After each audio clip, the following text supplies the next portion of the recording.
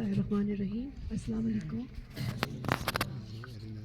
यहाँ पे प्रेजेंट हमारे प्रोफेसर मुस्तू सर, आपके एनवायरमेंटल साइंस के प्रोफेसर, सॉरी मुझे नाम याद नहीं है, सॉरी सर, अमित सर और नमतक सर और आपके ये डिग्री कॉलेज के हमारे सारे स्टूडेंट्स यहाँ पे जो यहाँ पे गैदर हुए हैं और हमारे यहाँ पे असिस्टेंट यहाँ पे legal aid defence council advocate Nisar Ali, हमारे डालसा के मैं ये स्टाफ्स बतूल सतन मोहम्मद और हमारे PLVs यहाँ पे सुरू सांकू वाले साइड से जो PLVs है दिकांगती हाजी सदक है यहाँ पे जो उन्होंने अरेंज किया हमें यहाँ पे शॉर्ट टाइम में ngati di ka po haji pa nono pa saka अस्सलाम वालेकुम वालेकुम सलाम। हम सबको पता है कि हम सब यहाँ पे गैदर हुए हैं वर्ल्ड एनवायरनमेंट डे मनाने के लिए और हम सबको पता है ये कि 5 जून को एवरी ईयर ये सेलिब्रेट होता है ज़रे।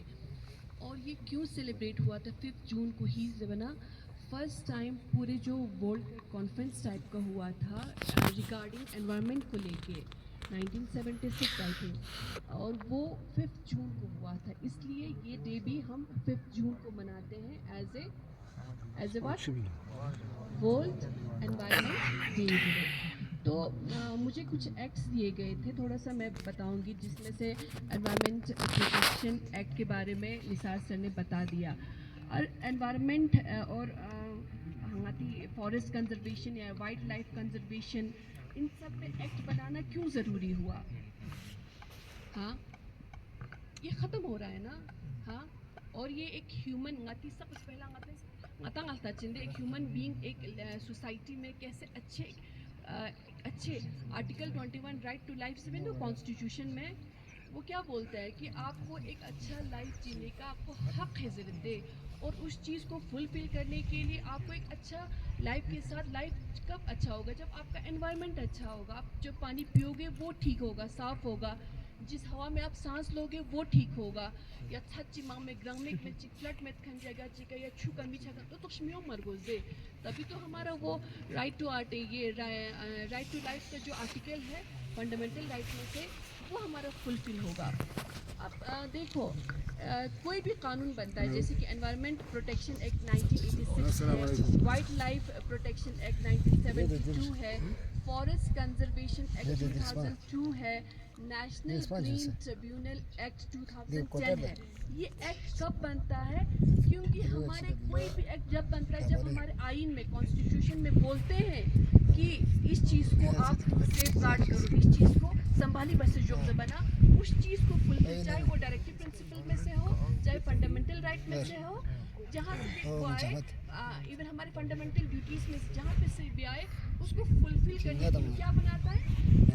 कानून बनाता है, एक्ट बनता है। हमेशा जो कोई भी कानून एक्ट का होता है तो कॉन्स्टिट्यूशन को मद्देनजर रखते हुए बनाते हैं ज़रे, थोड़ा उसको नज़र रखते, उसमें कहीं न कहीं दिया होगा कि ये करो, ये है, हमें ये सेफ गार्ड करना चाहिए, प्रोटेक्शन करना चाहिए ज़रे। जैसे हमारा article 48A constitution of India. और एक बात आती है, हिंदुस्तान वो पहला एक कंट्री है पूरे वर्ल्ड में जिसने अपने कॉन्स्टिट्यूशन में एनवायरनमेंट को लेके, सेफ गार्ड को लेके, प्रोटेक्शन को लेके प्रोविजंस क्या किया है, रखा है। ठीक है, उसके बाद आए बाकी जिन्होंने रखा, अगर इंग्लिश गवर्नमेंट ने रखा होगा कॉन्स्टिट्यूशन या अगर ब्रिटिश ने रखा होगा उनका वो बाद में आया था। पहले किसने रखा था? हिंदुस्तान ने अपने कॉन्स्टिट्यूशन में पहले ही क्या किया था, रखा हुआ था कि ये चीज़ें होना चाहिए ज़रे। लाइक आर्टिकल 48A क्या कहता है? The state shall endeavour to protect and improve the environment and to safeguard forest and wildlife of the country। ठीक है, एनवायरनमेंट को भी लेके बोला है और फॉरेस्ट को भी है और वाइल्ड लाइफ को भी है। तभी तो कानून द रिस्ट्रिक्शन मौसा उस चीज़ को लेके आर्टिकल जैसे आर्टिकल 4 ये हमारे 51AG में 51A में क्या है? 51A में कॉन्स्टिट्यूशन ऑफ या आर्टिकल 51 में 10 पॉइंट दिया होता है और ABCDEFG और 16 से, ठीक है, के तक आगे होगा, शायद ए नहीं होगा। जी में आपको लिखा होगा it shall be the duty of every citizen of India, क्या है? हर किसी का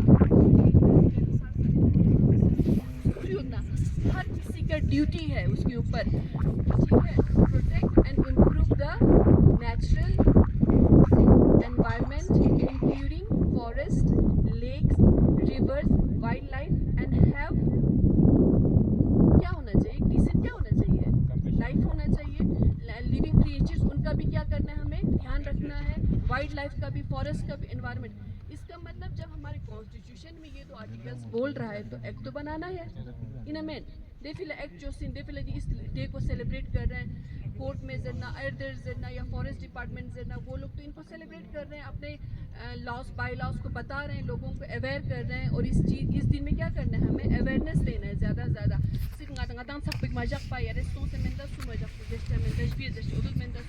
अपने मोहल्ले में भी ये चीज़ें हमें बताना है। ग्लोबल वार्मिंग मैंने आप लोगों से सुना, अननो जो वहाँ पे है उन्होंने बहुत अच्छा बोला, ठीक है ना, ग्रीन हाउस इफेक्ट है, उनके साथ यहाँ टॉपिक जो वेस्ट सेग्रीगेशन से कोई मुझे बता सकता है वेस्ट सेग्रीगेशन में, थोड़ा दूर जा रही मैं यहाँ काट देते, वेस्ट सेग्रीगेशन से पता होता चीन जिसर शाबाश वेस्ट सेग्रीगेशन विंडो बेटा वेस्ट सेग्रीगेशन जरूरी इंदे दे इसी से तो पता चलता तो आता म्युनिसिपैलिटी पे उनसे उनको बाल्टिंचिना ग्रीन बाल्टिंचिना में दो वो क्या किस चीज़ के लिए है, हाँ वो डिग्रेडेबल और नॉन डिग्रेडेबल कौन कौन से हैं, डिग्रेडेबल कौन से हैं, जो वेट वाले ख्यारी को वेट सब्जी खुलिशो की उतन गामा गाँव ची वो ब्लू कलर पे पे इसको स्कैम्बन ची प्लास्टिक उन कौन सा हाँ स्कैम्बो तांचे चिपके आते शेरपान तांचे और तो स्कैम्बो ने प्लास्टिक ची मेटल ची ची उमर बोर्डर सा उमर यहाँ शुक सा उमर गद्दा सा उमर जो कि हम क्या कर सकते हैं, फिर से रीयूज़ कर सकते हैं, क्या कर सकते हैं उसको फिर से रीयूज़ कर सकते हैं। हाँ वो डिकम्पोज नहीं होता है, आते जरे प्लास्टिक क्यों होते हैं, इस चीज़ को ज़मीन पे आते को बस इतना का तो इस चीज़ को कंपोस्ट होने में 100 साल लगेगा, हो जाएगा लेकिन कितना साल लगेगा, 100 साल।